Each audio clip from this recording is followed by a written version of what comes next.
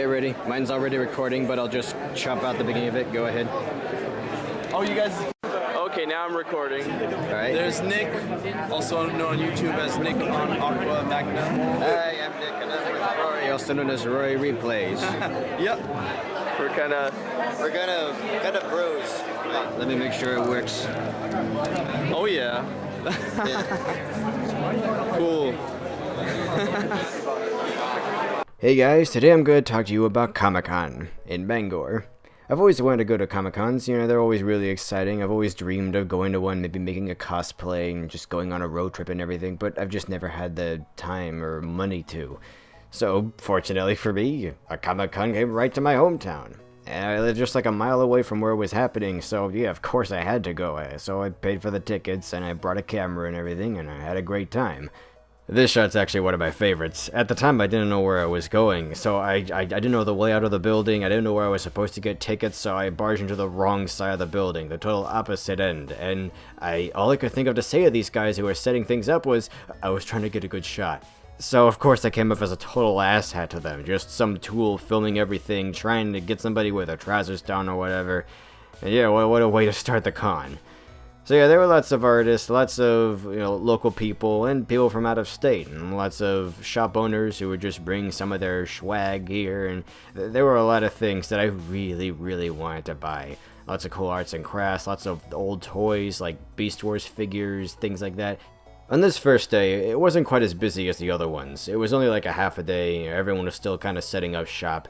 It was just a better chance to just get a feel of everything that was being set up. Like there were some toy shops, just hobby shops, where they'd sell stuff that you wouldn't be able to find anywhere else in the country. Because it's just so rare to see like a Gundam kit or something like that nowadays, because oh, they don't sell. But, you know, there's a couple of places where you'll be able to find this stuff pretty easily. There's probably like at least one in whatever state you're in.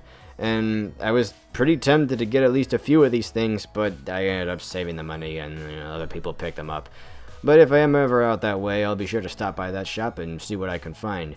There were lots of old games, and there were a couple that if they had them, I definitely would have spent the money, like Mega Man Legends, or Legends 2, or Pokemon Emerald. I've heard that I just missed a copy of that somebody else managed to snag, and if it was there, I definitely would have gotten it, because it is so rare to find an actual copy of that game nowadays. Almost everything you'll find on like eBay and whatnot is just a bootleg copy, because so many of those were made, and of course no one who actually has the game is going to be willing to part with it, because they're sure to love the game so much because of all the memories and everything.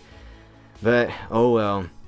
It was really cool seeing all the old Megazords and Transformers, just things that guys had in their attics for all these years, because they were really cool about letting people touch them, you know, pick up and play with them for a bit. Maybe sometimes they would show you how they transform and combine and things like that, and it was really cool to me because even if I had the money, I wouldn't have actually bought any of these things, but I've seen them in YouTube videos, I've seen all these guys review them, and I always just wondered what it would be like to touch them, to see them in person, and just get a feel of what they're actually like, these actual objects. So that was pretty cool. And there were also a lot of artists, some local, some coming from out of state, like as far as New Hampshire, I think. And I recognized a couple of these guys from other smaller conventions that happened around here, but that always kind of petered out and failed. This is like the first big thing that we've ever done, and it went great. I got to talk to a lot of these people on the first day, again, because it wasn't that busy, so I actually got to have, like, conversations with these people, and even share some of my own ideas. I got to talk about what I liked about their art styles, and there were some horror writers, and just really cool people. I also met Roy Replay there.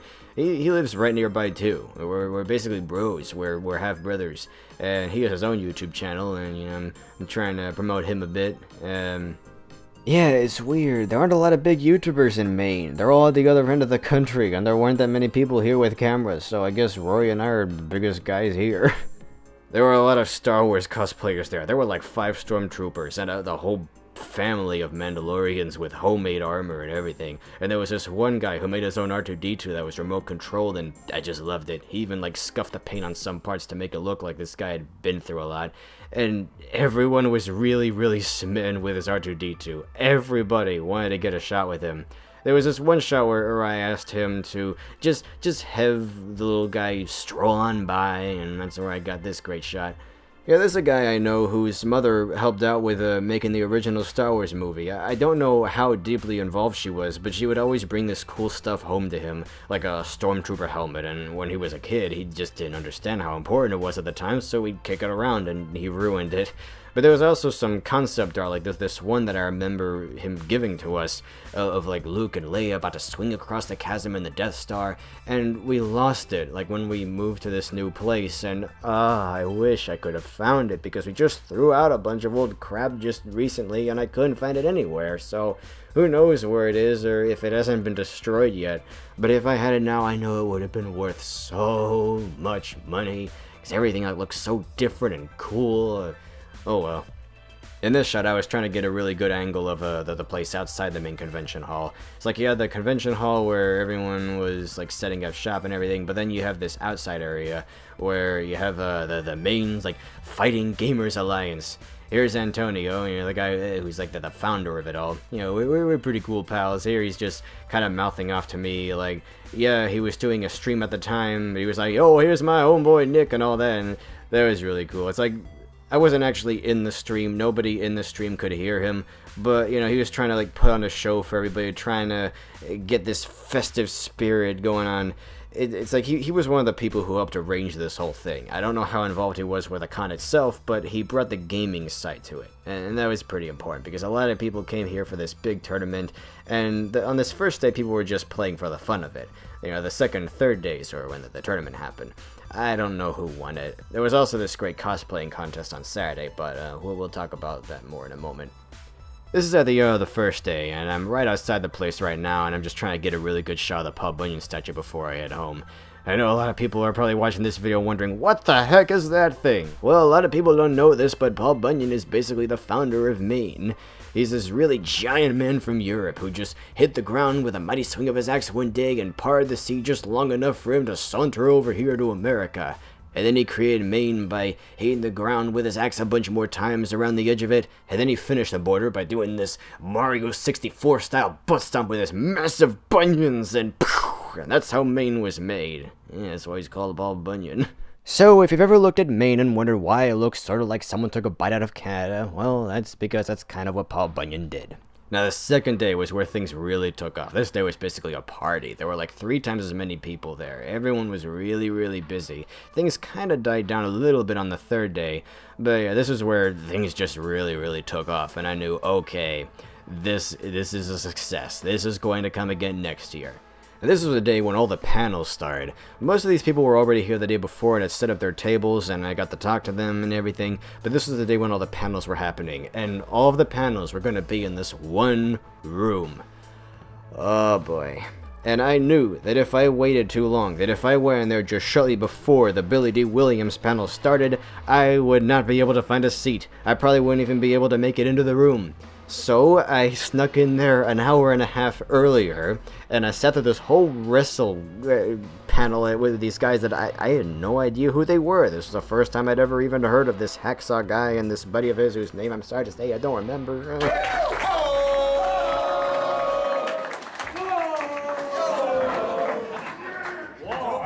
Yeah, I sat through this whole panel, and weirdly, it was actually pretty fun. These guys they're pretty swell, and they had a lot of cool stories to tell.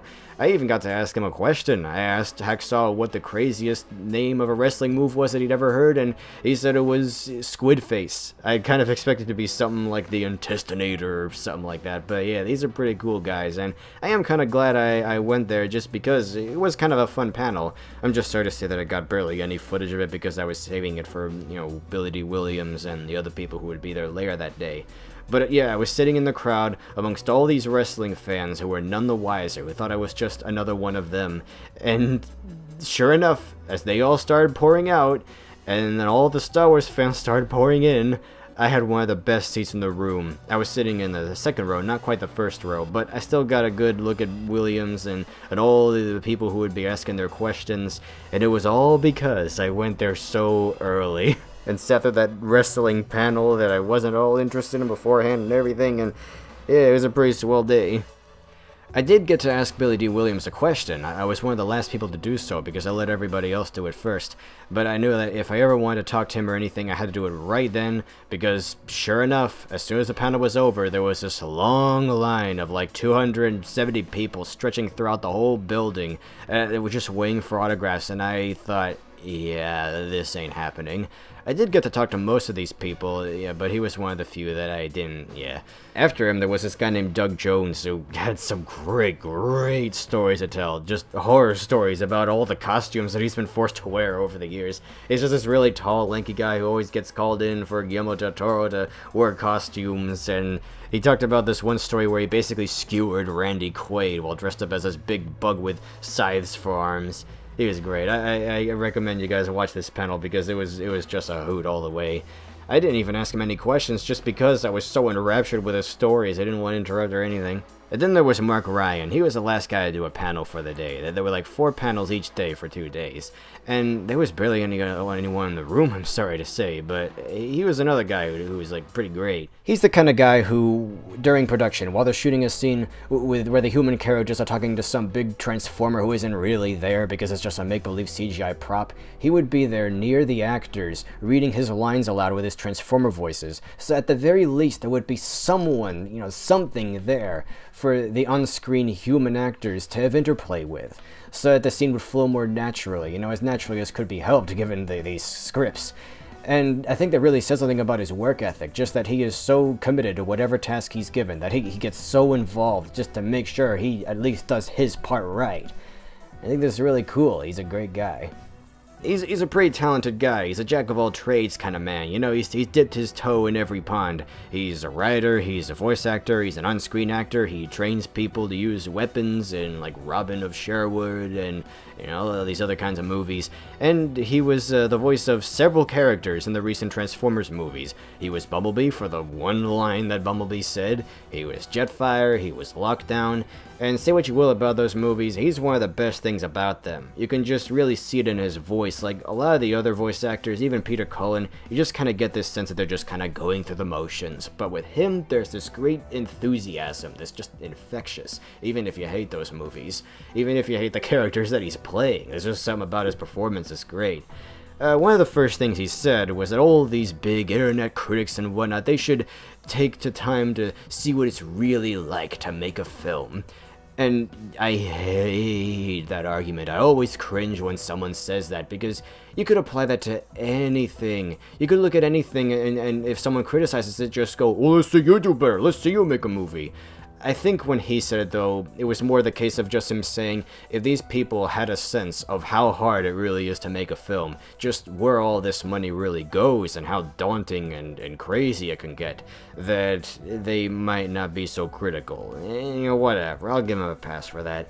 I will say, I got a sense that he genuinely believes in this stuff and everything that he was saying. I don't think there's anything that he's ever been ashamed to be in. I know some people are going to say, well, of course, he'll say stuff like that. Of course he'll stand up for Babe, because that's who he gets his big paychecks from. I don't know, he seemed pretty genuine to me. I got a sense that let's just put it this way. I envy Michael Bay at this point. And it's not because, he makes these big movies. It's not because of his money or whatever. It's because he has a friend like this. Because he has such a talented, cool guy, always sticking up for him, always defending him, who, really seems to believe in him. And so, yeah, Mark Ryan is a pretty swell guy. I really like him. On the second day, there was this really big cosplay contest, and one of the judges was Rhea Levitz, who I was able to talk to quite a bit on the first day. I didn't talk to her much on the second day, but we talked a bit more on the third day, and then she gave me a hug, and I didn't even have to ask, and it was just great. She was dressed up as Rocket Raccoon on that first day, so we talked about her favorite Rocket Raccoon moments from the Guardians of the Galaxy movie. It's really great. You have some people who are clearly just doing this so they can, pander to people's fantasies and show off their tits to get clicks, things like that. But then you have people like Rhea Levitz who actually like this stuff, who enjoy these characters and know about them, who are actual nerds just like us. And that was just really great to meet someone like her and just get a feel for how passionate she is about this stuff, basically making her body the canvas for the art of these characters. So yeah, she was really cool. And she was one of the judges for the cosplay contest. And I don't know who won. There were a lot of really cool people, but I'm thinking it was probably this guy. My favorite cosplayer, though, was this one person dressed up as Mami Tomoe. There were a couple of Madoka characters there, but the one dressed up as Mami, she's just great. I loved the corset. I loved all the little details. Just very, very, very accurate. But one of my favorite things about it was the wig she used, because I just know that anyone else who would have done that cosplay would have used this really weird, fake-looking, bright, ugly, neon yellow hair that, ugh. But she just made it look like ordinary, real blonde hair, which I thought was a really nice touch. It just made the character feel more real and more believable. So yeah, she was one of my favorite cosplayers of the whole place. There was also going to be this burlesque cosplay thing. This person called Ratnip. I don't know much about her. If you want to see her stuff, you can just look it up on YouTube. But yeah, it was going to be this whole burlesque thing for adults, so I don't know how much she would have shown off, but she wasn't able to make it, at least on the first night, because she called in sick. I don't know if she made it there the second night. I didn't stick around long enough to find out, but yeah, I got everybody else. I got to meet the Rangers on the first day. They were there for the whole thing, but the third day was when they had their panel, and this was one of the best. Like, you got to have, 4 Rangers for the Mighty Morphin era. 3 of the original Rangers and the second Yellow Ranger, and they had all these great stories to share. I could already kind of appreciate what they did. You know, I don't think Power Rangers is as stupid as some people do, thanks to Linkara's history of Power Rangers. But this was where I really, really started to appreciate just how much they have done for the world and for kids. Because I know some people are going to roll their eyes and be like, oh, pfft. But then you hear their stories about how, like, they were involved with the Make-A-Wish Foundation, and they would go dressed up in their ranger uniforms to visit terminally ill children who wanted to meet their heroes before it was all over. And it just gets you choked up inside. And then you see the people at the convention. You hear these longtime fans who said that these guys defined their childhoods, that they made them the people that they are and helped them through the tough times. And just one of the best panels there, really, just because of the back and forth between them and the fans, and you get a sense that they really are just so passionate about this stuff to this day. They are not ashamed in the least to have been Power Rangers. You know, anyone can be like as snobby as they like, but these guys are great. And I got this one chance to talk to them during the panel. I didn't ask any questions because I wanted to get a good angle, you know, with a camera. But there was this one part near the end where I thought, you know what? I am never going to be this close to these guys again. This is the only chance I'm ever going to have in my entire life to say what I want to say. Because there was some that I was kind of waiting for somebody else to bring up, but nobody did, because of course all the people asking them questions were already huge fans. But I wanted to show them that even someone who isn't like one of their huge fans can still appreciate what they do. So I took the chance. I blurted out. I didn't care how foolish it must have made me look, but it turned out really well. They seemed to appreciate the sentiment. Out of all the Rangers individually, like outside the panel, I probably got to spend the most time talking to David Yost, the original Blue Ranger, Billy. Apparently I was like the third person that day to suggest that he watched the history of Power Rangers. So with what a small con this is in mind, who knows how many dozens of other people have probably recommended this series to him as well at other cons. Here's hoping that he and the others actually check it out one of these days. And then there was Deep Roy, who played most of the characters in the Willy Wonka remake. Yeah, I almost stepped on this guy. I don't know how else to say it, but on the second day I was walking to the bathroom outside the main convention hall, and as I was going down the hallway, I saw this one stormtrooper peer out and just look either way as if to make sure nothing fishy's going on, just being a good stormtrooper. And I wanted to get a better shot at this guy, so I walked up to the doorway and peered just far enough in to see him. I wasn't able to get a good shot, but then just as I turn my camera off and I turn around, this little man squeezes between me and the doorway as I'm about to continue down the hallway. And it was Deep Roy. He just said, "Excuse me," and I said, "Oh, sorry," and I wish I hadn't turned my camera off just then, because that would have been such a great shot. Oh, it would have been so cool to see in this video. It's a silly thing, but I had a lot of fun stories at this con. Like this one guy who was dressed up as the Riddler, and I got a shot of him playing this game like he was really thinking hard. And there was this guy dressed up as Kakashi from Naruto, just making sure his headband was done and everything as I walked into the bathroom. That was another great shot. And there were so many cool people here.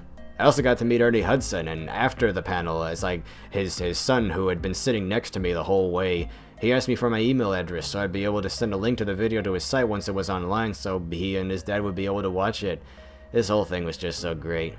Here's a shot of Rory showing Ernie his Marshmallow Man toy that's gone yellow from being sold, and And you see him smiling. He said thank you. That was a good shot. I just barely managed to get my camera out in time to catch that. And here's some tips for a con. When you're at one of these, do not have your camera on when you're having conversations with these people at their tables, because it's just going to feel completely unnatural. They're going to think that you're just trying to catch them saying something totally lulz-worthy to make a meme out of and ruin their career and all that. Just put the camera away when you want to talk to these people, And if you're at one of these Q&A panels themselves and everyone's just raising their hands to get their questions answered, don't do it right off the bat. Always wait for a few other people to ask their questions first, because if you raise your hand right away, you're probably not going to get answered. You're most likely not going to, just because of how many other people are in the room. But if they see you doing it again, again, and again every time, just waiting for your question to finally be answered, they're probably going to do it eventually out of sympathy, but you're going to look desperate and it might be kind of off-putting. So always wait for a few other people to ask their questions first, and then raise your hand. By simple law of averages, you're more likely to get answered. And the people answering the questions are going to see you, they're going to notice you, and they're going to think, this guy must have something new and interesting to say that the others haven't already thought of yet. And then they're going to answer you. And it's always a good idea to sit as close to these people as possible. That too makes it more likely that you're going to be answered because, well, it's going to be easier for them to hear you, for one thing. So, you got to be aggressive when you go for it, but don't be too aggressive, especially not right off the bat. Otherwise, you're just going to screw yourself over. The final panel was hosted by Gigi Edgley, who played Chiani in Farscape, and oh man, she is rockin'. I admit, I'm kind of smitten with her now. I had no idea who she was beforehand. I'd never watched Farscape. I didn't know about her or any of her work, but she exposed me to this stuff. She has some fun stories to tell too, and you really get a sense of like how much she enjoys this. Like, I even brought up at the panel that the way she describes it with her stories is not even like it's a real job. It's like she's just playing pretend, dressing up and playing with the other kids, and that's just how she likes for it to be. She ended up even like coining that a couple of times as the panel went on, because that's exactly what it is for her. It's true. Like, the people who are really, really into this, like, of course it's still kind of a job. She's set for life. She's even working on things now. It's not like it just stopped with Farscape. But this is her life. This is what she enjoys doing. This is what's fulfilling to her. And for all those who are like really doing this right, that's what it's like for them. I got to talk to her a lot on the first day. I got to show her some concept sketches and character designs from a story that I want to publish someday, and she was kind of interested. She looked at the main character, and I could see like the wheels spinning in her head. She was trying to like imagine how the people she works with, how Jim Henson's people could make a costume to make someone actually look like the character. But then she saw the character's name, and that's when her eyes went wide. She just latched onto it immediately. And that was such a cool moment, just to share that with someone like her. But here's another tip. If you see people like her there, do not talk to them every day. Always skip at least one day. Like, if it's a 3-day thing, get to know them on the first day, leave them alone on the second day, and then like say goodbye to them on the third day. Because if you talk to them every day, if you go up to them again, you're just gonna appear stalkerish and like fanboyish. And that's going to put them off. That's going to be kind of creepy to them. Of course, and I shouldn't really have to explain it, but it's like, if you want these people to be really comfortable with you, you cannot come off as a fan. You can be appreciative of their work, you can be curious, show interest, but don't be a total fanboy, because yeah, they'll appreciate you being a fan, and they'll appreciate that you like their work, but if you want these people to be really comfortable with you, you have to make it clear that you don't really need anything from them, that you aren't going to be totally heartbroken if they don't talk to you, because then it'll be more like they're on an even playing field with you. It'll be refreshing for them, because it'll just be like more of a normal conversation between two equals, and not a big star and just another one of their fans. The same with Rhea Levitz. She got to know me the first day. I just sort of passed her by on the second day. I asked her how long it took her to apply the makeup, the green body paint for her Poison Ivy costume, but that was really it. It was a very busy day, so I let her get on with everybody else. But then on the third day, I came by again, and I asked her what her DA profile was, so I'd be able to direct people to it when I talked about this con on DA. And she really appreciated that. These people appreciate it if you give them their space. And then, like, on the third day at Gigi's panel, she remembered me. And because I hadn't been a total pest and, like, hounded her the entire time, she, like, some part of her was happy to see me again. And that's just, you gotta play it cool when you go to these cons. You know, you just gotta treat these people as people and not just, you know, an idol or whatever. So yeah, all in all, this con was great. I learned a lot about, well, basic human interaction. I had a great time. You know, the whole thing was just really, really swell. I've never been to one of these cons. This whole state has tried to make a couple of smaller conventions in the past, but they always kind of petered out just because they really were too small to take off. But this was the first time it was really a success. This is the first time this actually worked out and really took off the way it did, and that's just great. And I know that a lot of you people do not like these Comic-Con videos. I uploaded these panels all within the span of a week, and my subscribers were going up before that, but now they have just stopped. If anything, I've lost a few subscribers since then, and they haven't been going up because I guess people just really do not like this content I've been uploading lately. But don't worry, I'm all done with it. This is just the end note for the whole thing. And this is kind of a special video for me because I just ordered my new PC the other day that I've been saving up for a couple of months, and it should be getting here any day now. So if I can get Sony Vegas to work on that with no problems, this just might be one of the last videos, if not the last video, that you'll see me make using this setup, this computer. So yeah, isn't that something? So, you know, I know you guys don't really care for this Comic-Con stuff. I know that I said that from now on, when I upload something, it's just going to be sparingly and it's going to be an event. But, you know, for me, this was an event. This was one of the best weekends I've ever had. It was just so cool. And I wanted to make the most of it. So, yeah, I did record all this footage. I did upload it all for people to see, you know, the few who are actually interested. And this is it. So, to everyone who supported me through this little diversion, everyone who did watch the videos and did enjoy these panels and everything, thank you for following me through this. But I swear things really are going to go back to normal now. You know, it's back to game reviews. The next big video you'll see from me will be the Metal Slug series review. So yeah, look forward to that. But for now, I'm just glad I got to share this with you.